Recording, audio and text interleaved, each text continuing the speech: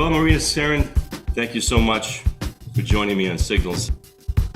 I've been looking forward to this for a long time. As I said earlier, I first saw you in an interview on YouTube and was so intrigued by your story. Essentially, you saying that you are a starseed. Sure. Thank you for inviting me to talk about these topics. Well, regarding that question, when I was very young, I've always been amused and amazed by outer space, It's something that I dream of, having the capability of traveling outside the Earth, whether if it's in spacecrafts or whatever. And I will ask my mother every time, Mom, where are we going back to space? And she will be like, I don't know, probably like in the future when we're like in 2030 or something. And I remember that every night that I would go to my bedroom when I was starting to become like 3 years old or 4 years old, I will have, you know, dreams, like the first time that I will have dreams and I will be aware of them. So one of those first dreams were me being visited by beings that were not human, but were humanoid in appearance. And I thought I felt like a familiar vibe to them. I didn't know who they were. I didn't thought it was real, obviously, but I was a child. So I had like a sense of like, this might be true, right? And I just felt that. And every time I will reach out to them, meaning spiritually, when I'll go to bed, I will feel like a positive presence. And when it comes to going, when I was like years later growing up, I remember that I started feeling presences that were not positive. I felt that every time that I will go to my bedroom, I was scared, because I thought I knew that I was being observed by somebody else. And I didn't thought that it was those beings that I saw in my dreams. It felt like completely different energy and vibration, everything. And so I remember that I was scared of sleeping and going to sleep, and I felt observed and I didn't know what to do. But every time, I will feel observed. I will have weird dreams and I will not remember what will happen like in those dreams or nightmares. And that's it. For a long time I've been very scared of going to bed because I knew that I was visited. But with the time, that stopped or whatever, I move on, I started growing up more and more.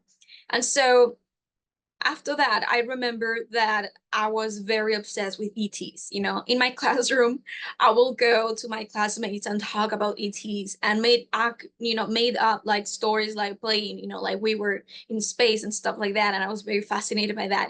And so I ask myself all the time, like, do they exist? Is the universe infinite? Stuff like that. And for some reason, I started saying and claiming that I felt that I was not from this planet. And I will tell that to my parents. I will tell them that I felt that I was not from here and that I came from another planet. And I was very sure about it when I said that, when I was a child. So my parents' friends, that were there one day, they were amused, obviously, by that because I was very little and I was so convinced. So they started saying to my parents, well, I'm scared, because she's very sure about this, and she's very little, where did she get this from, right? And so my mother asked me, well, Marina, if you come from another planet, then how did you came here? And I said, well, because I teleported to the one of you, like your one. Right. Yeah, so now that I think about it, that is like the idea of incarnation, when a consciousness incarnates into a vessel. So yeah, I started saying that and they got scared, but at the same time they thought it was funny, it's child, whatever.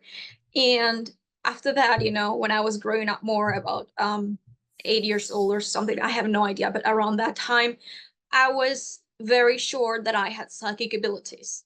And for me, that was a reality. It was not like discussable. Like I knew that. And so I remember that I will play with my best friends, that we all were connected to natural elements and that we could do like druids, like druidic magic, but we will not call it like that. It will be like play. And so they thought it was a game, but for me, it was not. I knew that I could manipulate, weather by entering into certain, like, trance state that I wouldn't even call it a trance state, because I didn't know about all these terms, but I knew I had this knowledge of being able to get into some state of mind in which I could connect with weather and elements of nature and manifest weather changes. And so I was also aware of psychic abilities like remote viewing, but not the name of it, of course, again. So, for example, when I was doing homework with one of my best friends, I remember that she will say something like, "Oh, I don't know where my pen, like corrector pen is." And I was like, "Don't worry, I'm going to close my eyes and I'm going to get, the information of where it is, like the spatial location of where it is." And I started getting, to be honest, it was not exactly as a remote viewing that I perform right now. But the way that I will experience back then is that I will intuitively get directions like there, there. And then I will see kind of like when I was close to that place, in which the object was, I was still starting receiving like images of like the things surrounding them. And then I will find it, like, here it is. And it will be the most like the oldest places, for that to be in. So, but yeah, I will do that, consciously. And I knew that it was real. And so one day I remember that I was with one of them, and one of them represented the wind element, the air element, and I represented water element, in this kind of like meditations. And I remember that I said, "Well, do you want to snow?" Because I wanted to snow, in Madrid. And they said, "Oh, really? Yeah, let's do that." And I was like, "Sure, let's do that." And we started doing like a profound meditation, channeling the elements of air and water. And what happened is that the next day it snowed, and it's rare that it snows in Spain. And I remember going to the classroom, and the teacher opened like a newspaper, okay? And she was reading, "This is the strongest snowfall that we ever had in Madrid since years." And I remember looking at my best friend, like with this kind of like stare of like, "We did it, it's true." Yes. Wow. Well, that's good. You could actually go into business and you could guarantee um, brides to be that their wedding day is going to be rain free and a sunny day, right? Right. You could Yeah. charge per wedding. Well, to be honest, I've never been able to successfully like manifest nice weathers. I can only manifest rainfalls or anything related like storms or snowfalls, but never like nice weathers. I don't know Oh, why. I'm from Spain. You know why? you're the rain goddess, right? Yeah. So later on, when I was 15 years old, we all forgot about these things because we grew up. So we were starting to become like adolescents, and so we no longer talk about superpowers and stuff like that, obviously. But I remember that at the age of 15, I was very sure that I wanted to study physics, because that's the career that I'm right now on. So I remember that I said that the reason why I wanted to study physics is because I wanted to understand the fabric of the universe and the reason of why we exist. And at that moment, I was so interested in creating like hypotheses of the reason of existence, like the why of existence. And I remember that when I was thinking about it, I was saying, there's like a missing element in here. And I found out that that was consciousness. That consciousness is the pillar of anything in this universe that exists, that is physical. And physical does not mean material. So everything in this universe, in this creation, comes from consciousness. So that, yeah, that pillar, that element that physicists need to answer many of their questions is consciousness. And that's what opened me the doors of metaphysics, and what initiated my Kundalini awakening. And that's when everything started going wild, like extremely wild. Like I have lived, all kinds of movies, sci-fi, terror, thrillers since then. So, you know, that was the beginning of everything for me. So you made a internal discovery that consciousness is everything. Do you think that physicists and scientists and even doctors perhaps are not considering how important the soul is? Yes, I believe that, when they try to explain things, I don't even understand how they believe themselves. For example, like when they try to explain, the Big Bang theory, Yeah. like that, let's say, um, that thing that triggered, the Big Bang, they call it the singularity, you know, they explained that it was an very immense, point of density and matter and energy that exploded, out of nowhere. So that singularity, the thing that triggered that explosion and expansion, to me doesn't make sense that they really firmly believe that it was arbitrary, out of nowhere, and that all that explosion of all that amount of matter will result, you know, in this probability in planets that are formed with very complex ecosystems, human beings or animals or beings of any kind with very complex, bodies and systems that are designed to maintain themselves alive and survive. And farther than that, not just from the biological perspective, but consciousness, the abstract aspect, are part of existence. Emotions, thoughts, imagination, creation, like everything like that is abstract, that exists. That is something.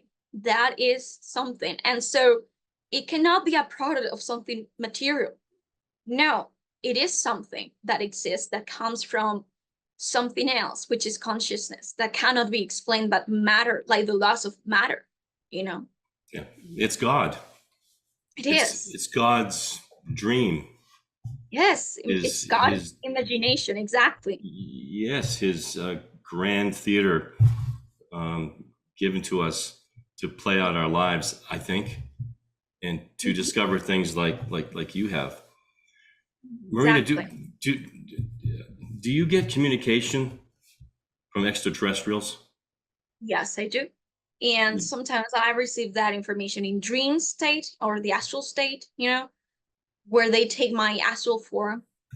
And sometimes I got it like telepathically, and sometimes I get it through my own meditations, like trance state meditations in which I channel. What do you think is ahead for us in the near future? Because it seems like we're headed for a very turbulent year, and we certainly have had a few turbulent years behind us. What do you think is coming up? What kind of feelings or information could you share with me? Well, what I perceive about what's going on Earth right now is that one of the first things that I got is that we're in the middle of a pole shift, a magnetic pole shift, and that applies to the history, the development of history of this planet, because the electromagnetic sphere, or field of this planet, it is literally what encrypts and, let's say, integrates, all the information of the Akashic record of all the consciousness, and collective consciousness that are part of this planetary consciousness. So because there's a pole shift, and because also like the Earth is moving, it's to a different, place in the universe.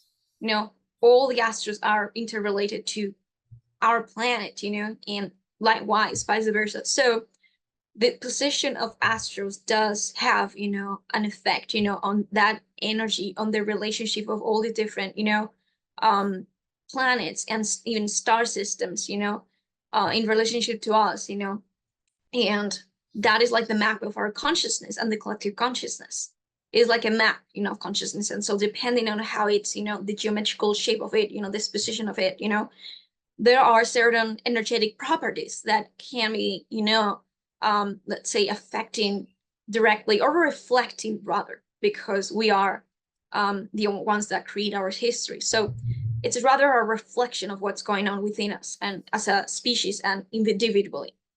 So apart from that, it's all, time is not about years or months, it's about cycles of energy.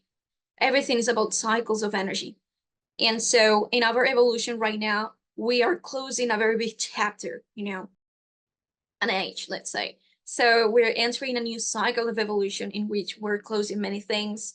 We are integrating a lot of stuff that was there for a long time and that we no longer need. and we're going to get integrating more energies of a new Earth, a new civilization. Are you able to channel?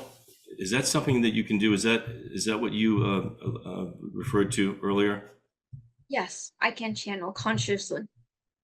Is there some presence that you can channel into now to maybe give me a sense of is there someone watching us or watching you, or some entity that can evaluate what we're talking about now? Is that something you could do? I could try to do that, you know. Sometimes they might appear, sometimes they might not, depending if it's something that they consider it's necessary. But I could try to see who can be around us, as you mentioned, and if they have Yeah, any message for us. you can try. If it doesn't work out, I'll just cut this section out. Okay. Sure, no problem. Okay.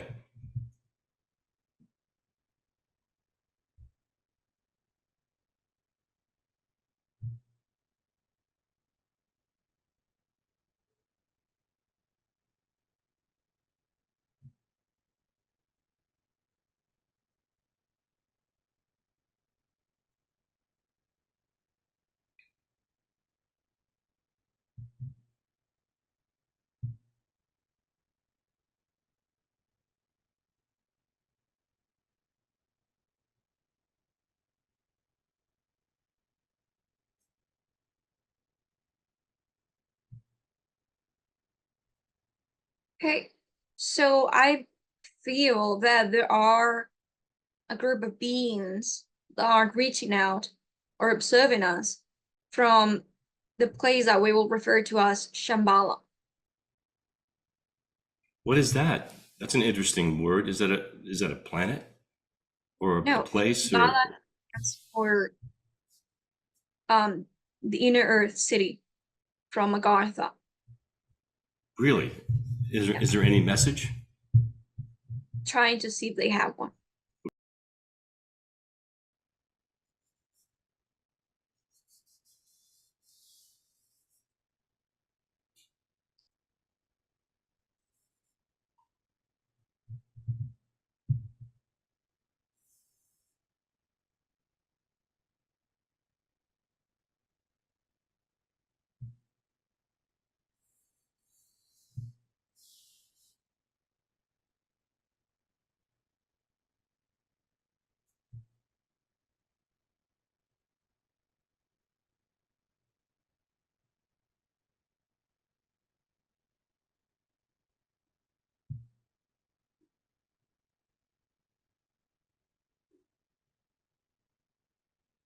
They're actually desiring to offer information regarding to what you were expressing as a concern, you know, as to like the current times of Earth.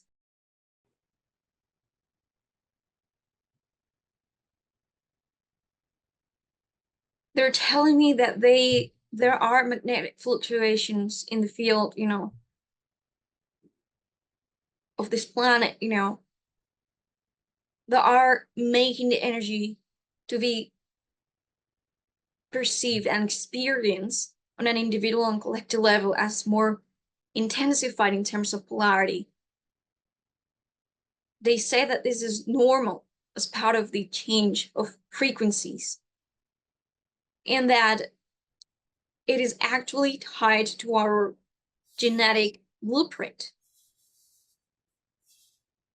They're showing me how there are certain codes, you know, within our DNA that were placed or given to us thousands and thousands of years ago, that every time that there will be a shift like of energy in our evolution, will activate and will start channeling those codes of information, like extreme downloads of information for the next phase, you know, of the of humanity's evolution. And I have seen pictures of Atlantis when there was the fall of Atlantis and how we activated different information, you know, to go forward with that shift of consciousness.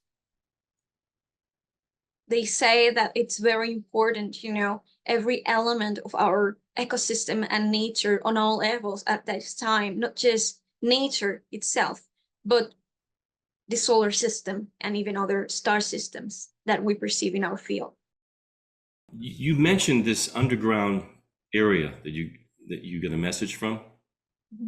Um, I recently talked to a military man, Daryl James, Mhm. who says that we have underground bases, Oh, and this military man, has interacted with both Greys and reptilians. These underground bases, are you aware of them, or do you know anything about them? yes. You do. I am survivor of the Monarch MK Ultra project. I've been in super soldier training in the space program, and I have experienced observing different altered personalities that they created parting from that project and how they will utilize them, each of them depending on the qualities that they will have, for one military operation or another. And in many of these experiences in the astral plane, when I was projecting myself, I did saw what is called the underground military bases, the dumps, and I've seen horrible things, to be honest. Tunnels with children, in which they were keeping them, they're like in chain, and those children, to be honest, they didn't seem to be able to even talk like human beings, I heard about this. really. So Yes. they were like that, they couldn't, they were like animalistic, not because they are different genetically, but because they didn't receive any education, it seems, and they're there, and you don't even feel like it's shocking, because when you see that, you expect that they're screaming for their mothers or their parents, or that they're all acting, like in certain emotion. But when you see them, they are really not going through any emotion at all. It's like very purely like survival instinct, so it's very shocking and extreme, and I've also seen places in which they did experiments, and now this is the part that I couldn't even explain, even if I could, there were I was going through like the deepest, levels of those underground bases. And I remember that there was a military man, there like protecting one big door. And I remember that when I was going through, they couldn't see me, obviously, because it was on my astral form. But for some reason, he could sense me.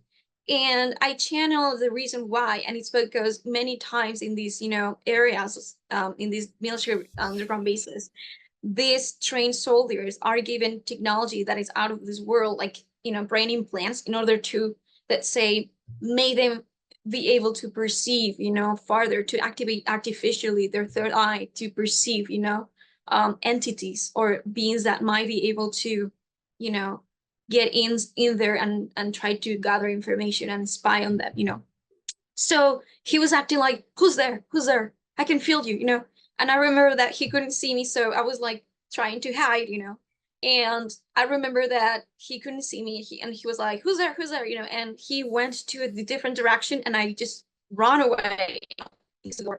And at that moment, what I saw is extremely rare and doesn't make sense, but I saw like a lot of, let's say, doors, like garages, like rooms, the same, all the same.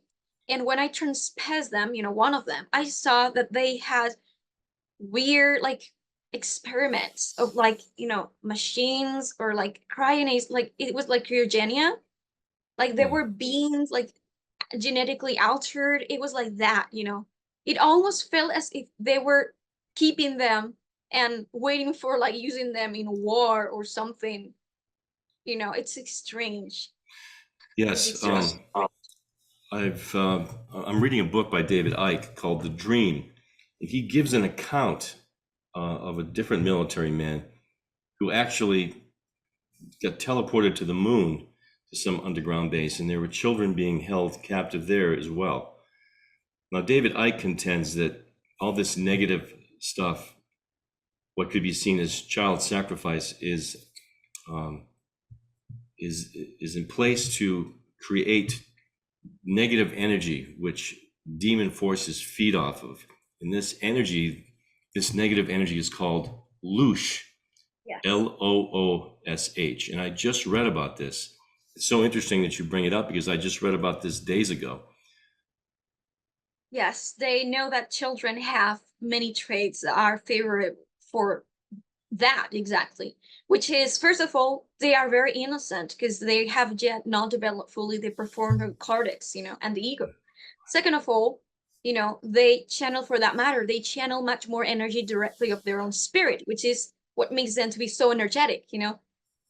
Another part is that they're also, let's say, very how to explain this, they are very clean, from many toxic, components, both material or not, like the matrix. So it's better food for them. What's your take on God? What's the I do perspective you believe in have? God. Yes. I do firmly believe in God, and what the difference is that I think of God as like a creator energy, or let's say, yeah, like energy, that is everywhere and everything. And so I believe that God is everything, and when it observed that it was everything, it perceived that it was like nothing at the same time. So for that matter, God, fractalized itself into infinite versions of himself, which is individual consciousness and collectives, so that he or she could experience the idea of being someone, and having that experience of beingness. And that's what it is about. Have you seen physically any entities, like for example the Greys? Have you ever actually encountered one? To be honest, physically, I've been physically abducted, and I know this. I had regressions, but most of the times when you have physical abductions, they wipe out your memory. And this is, on purpose for many reasons. Many beings do it because they don't want you to remember, because they just don't want you to know what happened and keep going with their agendas.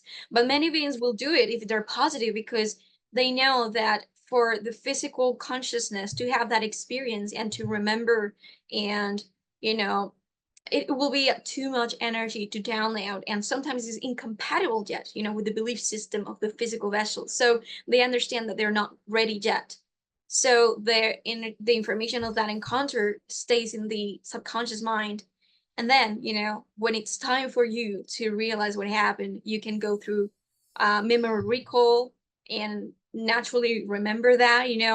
Or you can go through, those kind of sessions in which they put you into like trance state, and you remember and you recover your information. So yes, I have technically seen them, physically, and not just here, but in the space program, which is, a different me, there. But I have never physically in my house or in my city or in the forest, I have not seen physically anything yet. I have seen a lot of UFOs physically, like a lot, but not a being itself. Your studies in physics, how are things Yes. going? Oh, it's great. I'm just starting. I got enrolled this year because I haven't studied art, digital art, previously, and I have been working too. So, but right now I have finally been able to focus on that study, and it's doing great. I'm doing great so far, because it's amusing for me. So, That's great. Well, you're obviously very intelligent, and I can't imagine a better physicist than you. oh, thank you so much. Marina, it has been a real pleasure. It was so good to meet you. I hope we can do this again sometime. Yeah, likewise. Anytime. Thank you.